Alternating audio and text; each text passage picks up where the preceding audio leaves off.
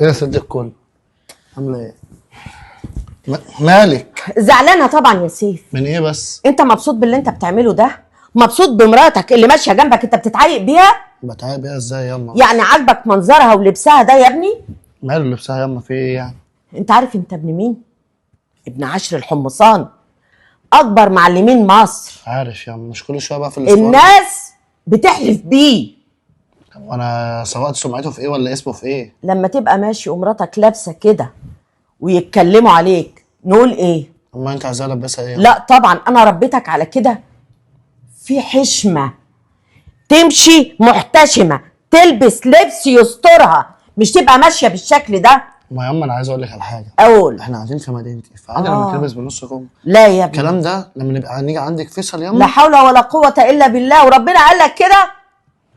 لا ياما خلاص، اللي انت عايزاه ياما اللي يرضيك ايه؟ لا، اللي يرضي ربنا. البسها انا عبايه وخمار؟ لبسها كويس، تلبس لبس محتشمه، وفي البيت تلبس براحتها، تلبس لك انت مش تلبس للناس. خلاص ياما، بس عشان انت كلامك ده هيجيب ابويا، فاهمه؟ اهو جه. في ايه؟ صوتكوا جايب اخر بره. في ايه يابا؟ عادي. شايف مرات ابنك؟ يعني ينفع كده يمشيها معاه بالمنظر ده؟ ما تسخنيش الدنيا. ها، انا مش بسخن، انا بقول الصح يا ابني. بص يا ابني، انا عايز اقول لك على حاجه.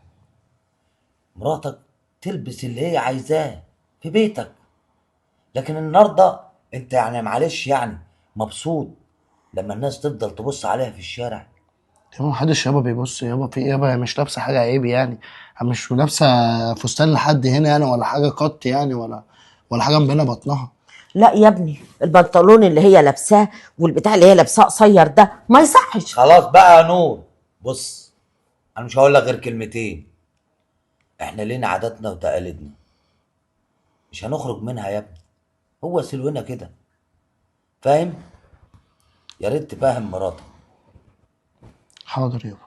وانت مش على طول بقى نفضل زعيق ونقير انا والكلام مش ده بزعق كله. والله يا عشري، بس انا بقول له ده غلط. وبعدين ربنا سبحانه وتعالى ما يرضوش ان مراتك تمشي كده، ربنا ما امركش بكده. حاضر يا عم خلاص. الصح صح يا ابني، ما تخليش الناس تنتقدك يعني. الصح ملوش غير ايه؟ وانت يا بنتي غير باب في واحد. بيتك محدش هيقولك انت بتعملي ايه. الست الشاطره اللي هي تعمل كل حاجه في بيتها تتزين لجوزها. حاضر خلاص. حاضر. حاضر يابا. يا ريت تكون النصيحة وصلت. وصلت.